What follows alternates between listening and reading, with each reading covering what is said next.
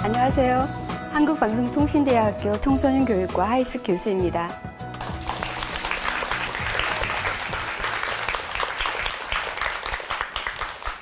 네, 저는 오늘 제가 아는 두 남자에 대해서 이야기를 하려고 합니다. 의미심장한 눈빛으로 저를 보시는데요. 제가 조교할 때 같이 일했던 친구들인데요. 제가 대학원 다닐 때는 전 국민이 노래방에 열광했던 그런 시절입니다. 2차로 회식을 간 다음에 무조건 이제 노래방으로 직행하는 그런 시절이 있었죠. 그때 이 두 남자, 제가 편의상 남자 A와 B라고 부르도록 하겠습니다. 먼저 남자 A에 대해서 한번 말해보도록 하죠. 이 친구는 이제 노래방에 가면 노래방 그 노래 제목 책을 펼칠 것도 없습니다. 가자마자 자기가 부를 노래 번호를 외우나 봐요. 번호를 바로 누릅니다. 그리고 탁 돌아서서 노래를 하는데 그 노래가요. 혹시 그 우리나라 최초의 댄스 가수라고 하는 사람인데 이렇게 맞습니다. 박남정이라는 가수. 이걸 아시는 분은 연배가 짐작이 네. 네. 박남정의 이 널 그리며라는 제목이었던 것 같아요. 그 노래를 이제 했던 것 같아요. 그런데 노래를 딱 시작하면 기가 찬 거예요. 가사 외에는 맞는 게 하나도 없어요. 음정이고 박자고 다 지멋대로인데 그리고 너무 황당해가지고 보는 사람들이 다 배꼽을 잡고 뒹굴 수밖에 없는 거예요. 이 바로 A고요. 그다음에 B는요. 주로 노래방에 가면 그 잔잔한 발라드풍의 노래를 했어요. 근데 발라드풍의 노래가 초반부엔 이렇게 잔잔하게 가다가 후반부에 클라이막스에서 고음이 나오잖아요. 근데 이 친구가 주로 부른 노래가 이제 그 발라드풍 노래였는데 초반부는 그래도 좀 괜찮아요. 살얼음판을 걷듯이 초반부를 부르다가 그런데 꼭 클라이막스에 가서 삑사리를 내는 거예요. 자, 삑사리라 하면 국어 사전상 의미가 말이나 노래를 하다가 갑자기 목소리의 옥타브가 순식간에 자기도 모르는 사이에 올라가는 것을 뜻합니다. 무슨 말인지 아시죠? 근데 문제는 뭐냐, 삑사리를 내면 사람들이 다 서로 눈치를 보는 거예요. 어떻게 표정 관리해야 될지 몰라가지고 눈치를 보다가 이 친구가 노래만 시작하면 사람들이 다 이렇게 긴장을 하는 거예요. 노래가 끝나면 이렇게 하게 됩니다. 남자 B입니다. 이 두 사람의 공통점은 둘 다 음치라는 거예요. 노래를 못한다라는 거죠. 그런데 이 두 사람 다 노래를 똑같이 못함에도 불구하고 이 두 사람을 대하는 주변 사람들의 반응은 너무나 큰 차이가 있는 거예요. 예를 들면 A는 우리가 노래방 갈 때 야, A 어디 갔니? 기숙사에 자고 있는데 그러면 야, A 두들겨 깨워 같이 놀러 가게. 이렇게 막 자는 애를 깨워서 데려가고요. 또 A한테 야, 노래방 같이 가자 그러면 A가 아, 나 돈 없어 싫어 이러면 야, 내가 돈 내줄게 같이 가서 놀자. 친구들이 A랑 같이 놀고 싶어 해요. A랑 노래방 가는 걸 좋아해요.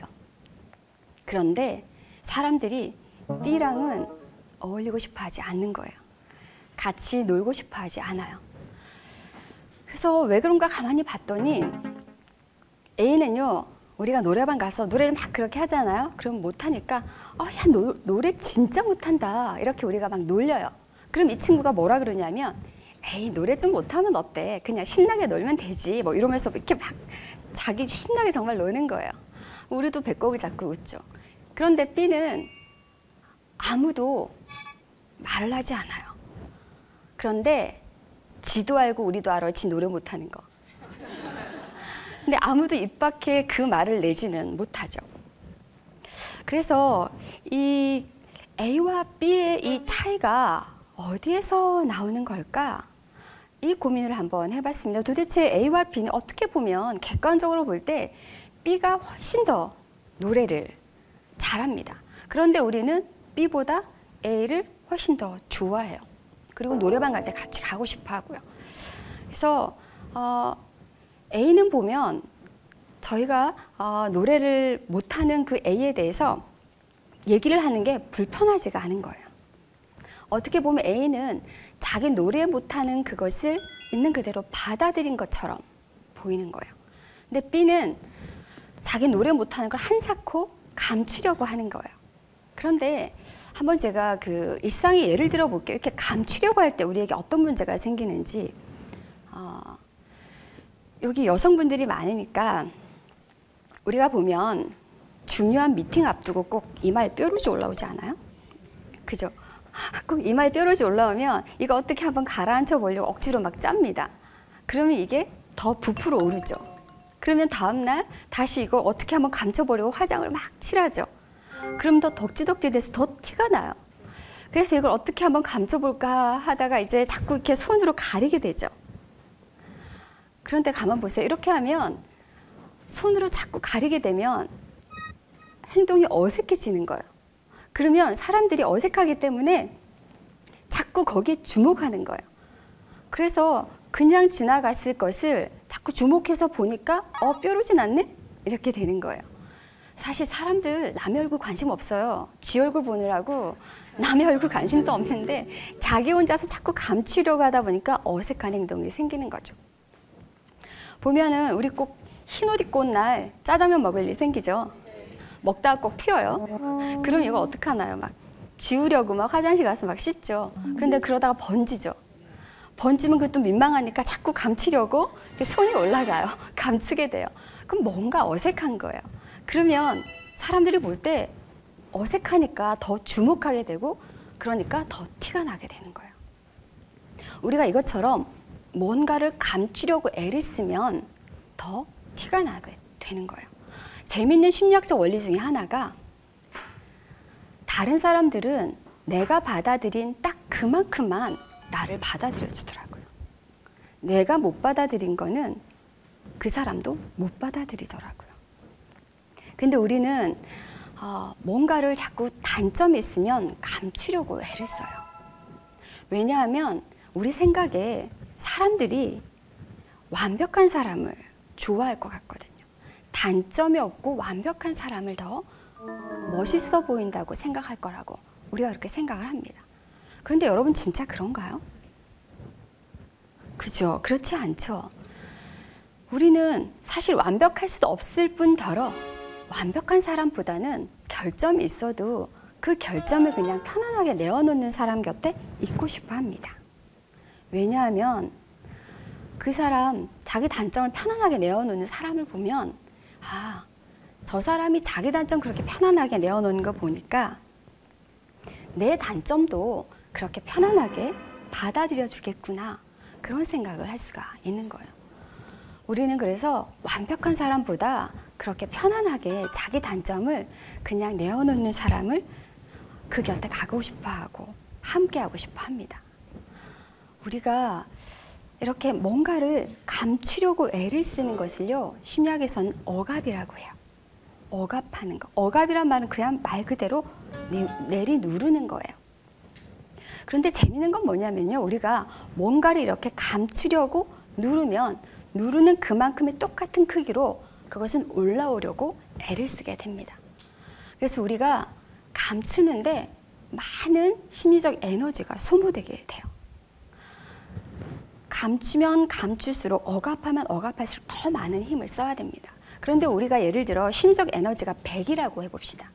그랬을 때 뭔가를 감추려고 하면 상당량의 에너지를 그 감추는 데 쓰게 됩니다.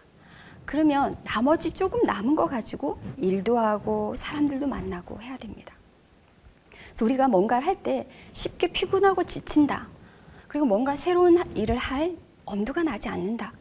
그러면 뭔가 내가 억압하고 있는 게 있지는 않은지 한번 살펴볼 필요가 있습니다. 우리가 뭔가를 이렇게 감추려고 애를 쓸 때 사용하는 것이 바로 방어 기제라는 것입니다. 방어 기제는 디펜스 메커니즘이라고 하는 건데요. 한마디로 말하면 우리가 마음에 방패를 드는 것과 같아요. 뭔가가 두렵거나 뭔가를 감추고 싶을 때 우리는 마음에 방패를 듭니다. 그래서 그 뒤에 숨어버리죠. 방패를 딱 내세우고 그 뒤에 숨으면 우리는 일시적으로 안정감을 느낄 수가 있어요. 그 뒤에 숨을 수 있으니까, 감출 수 있으니까. 하지만 문제가 뭐냐면요. 방패 뒤에 숨으면 교류를 할 수가 없게 돼요. 다른 사람과 소통을 할 수가 없게 돼요. 그 뒤에 숨어서 안전함을 느낄 수 있지만 진정한 교류를 할 수 없게 되죠. 그러면 관계를 맺어도 뭔가 외롭고 허전하고 살아도 사는 것 같지가 않게 되는 거죠. 뭔가를 감추려고 하고 누르려고 하고 그 이유가 뭘까요? 왜 우리는 그렇게 감추려고 할까요? 그건 바로 두렵기 때문이에요.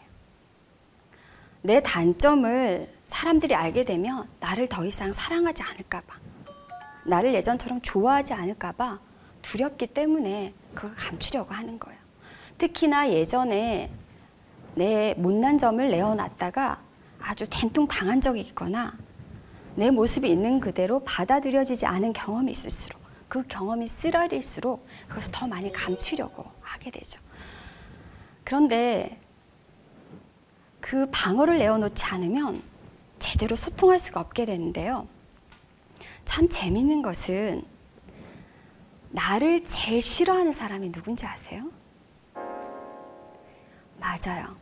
나를 제일 싫어하는 사람이 바로 나더라고요.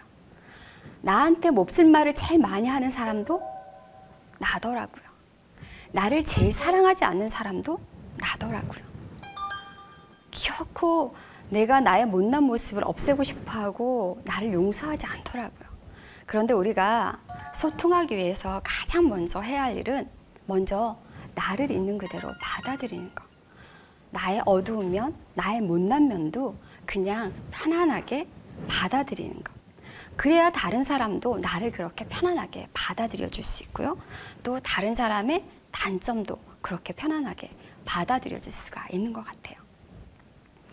자, 여러분, 오른손을 한번 내밀어 보실래요? 자, 내미는 오른손을 자신의 왼쪽 가슴에 한번 대보겠습니다. 그리고 이렇게 한번 말해 보도록 하죠. 나 좀 못난 구석이 있지만 그래도 괜찮아. 이렇게 한번 해볼까요? 시작. 자, 눈을 감고 정말 자기 자신에게 나 좀 못난 구석 있지만 그래도 괜찮아. 한번 다독이면서 해보겠습니다. 시작. 한 번 더 해볼까요?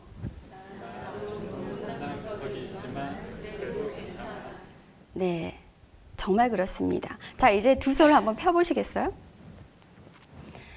펼친 두 손을 여러분 곁에 있는 사람에게 향해서 이렇게 말하도록 하겠습니다. 당신 있는 그대로 좋아요. 한번 해볼까요? 당신 있는 그대로 좋아요. 당신 있는 그대로 좋아요. 네. 이렇게 자신을 향해서 못난 내 모습도 괜찮다라고 손을 펼쳐주고요. 또 그 펼친 손을 곁에 있는 사람들을 향해서 당신 그대로 괜찮습니다 라고 말해주는 우리가 됐으면 좋겠습니다. 이것은 아주 작은 것이지만 여러분의 삶에 커다란 차이를 불러올 거라고 생각합니다. 우리 모두 나에게도 예스를 하고 곁에 있는 사람에게도 예스를 해주는 그런 사람들이 되면 어떨까, 그런 시간을 보내면 어떨까 싶습니다. 여러분 만나서 반가웠습니다.